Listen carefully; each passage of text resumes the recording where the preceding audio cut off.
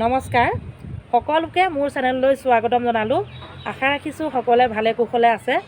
আজি যিহেতু ঈদ হয়, সকলো ইছলাম ধৰ্মী বন্ধু বৰ্গলৈ মোৰ চেনেলৰ তৰফৰ পৰা ঈদৰ বহুত শুভকামনা জনালোঁ। আৰু মই আপোনালোকৰ মাজলৈ আজি এটা অকণমানি ৰেচিপি লৈ আহিছোঁ।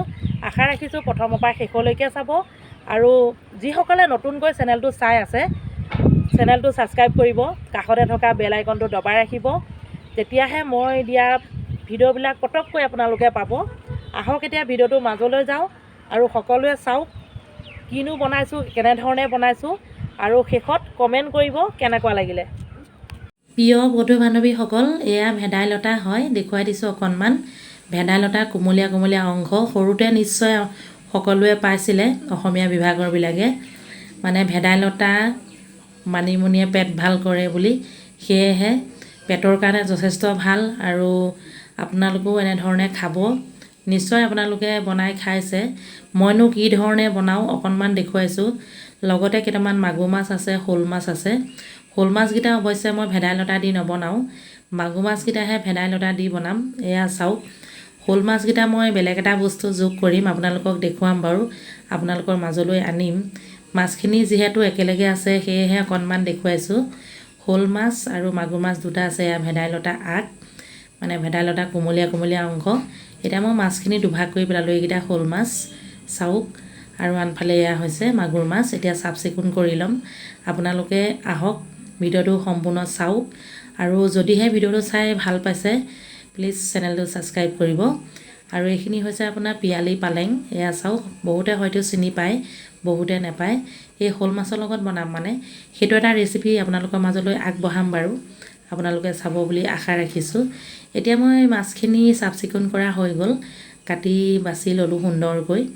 এয়া এতিয়া মেৰিনেট কৰিছোঁ। আপোনাৰ দুটা ৰেচিপি একেলগে মই আৰম্ভ কৰিছোঁ, কিন্তু আপলোড কৰোঁতে বেলেগকৈহে দিম। এয়া জলকীয়া, পিঁয়াজ, ভেদাইলতা সকলোখিনি এনেধৰণে গোটাই ল'লোঁ। আৰু দুটা আলু লৈ লৈছোঁ।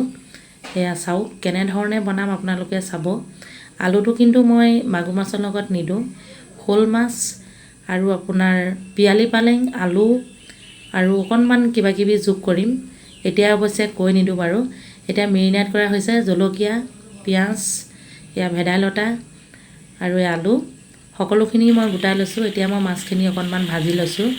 এই মাগুৰ মাছখিনি অকণমান ভাজি লৈছোঁ। চাওক প্ৰিয় দৰ্শক, মাছখিনি ভজা হৈ গৈছে।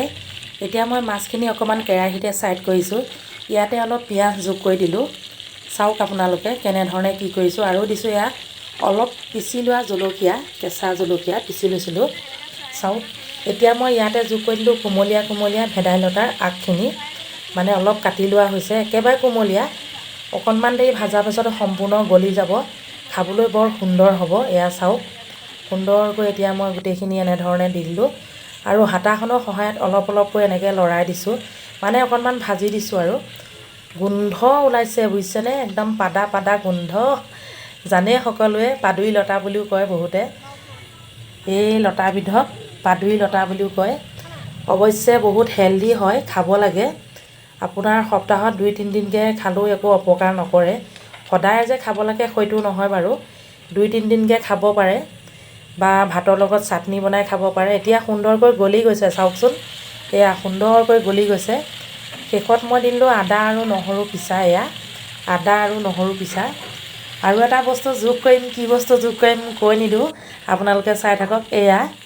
এয়া হৈছে 1 চামুচ জালুকৰ গুড়া, সুন্দৰকৈ মিহিকৈ পিচি লৈছোঁ। এতিয়া মই দি দিলোঁ গৰম পানী। চাওক লগতে যোগ কৰি দিলোঁ অকণমান ধনিয়া পাউডাৰ আৰু অকণমান নিমখ, যিহেতু নিমখ আৰু হালধি সোৱাদ অনুযায়ী দিয়া হৈছে। এতিয়া মই 10 মিনিটৰ বাবে উতলিবলৈ দিম। মাছখিনিও সুন্দৰকৈ সিজিব আৰু আপোনাৰ ভেদাইলতাখিনি গলি যাব। চাওক 10 মিনিটৰ পাছত আপোনালোকক দেখুৱাইছোঁ কেনেকুৱা হৈছে। চাওক এয়া ভেদাইলতাখিনি গলি গ'ল, ৰংখিনি সলনি হৈ গ'ল তৰকাৰীখনৰ। চাওক আপোনালোকে, এয়া আপোনালোকেও এনেধৰণে খাবচোন, সঁচাকৈ বৰ ভাল লাগে, বহুত সুন্দৰ হয়। আৰু পেটৰ বাবে বহুতেই ভাল। আপোনাৰ পেটৰ অসুখ থাকিলেও ভাল হৈ যায় ভেদাইলতা খালে। সেয়েহে মই ভিডিঅ'টো আপোনালোকৰ মাজলৈ আগবঢ়ালোঁ। আশা কৰিছোঁ আপোনালোকে অকণমান সঁহাৰি জনাব।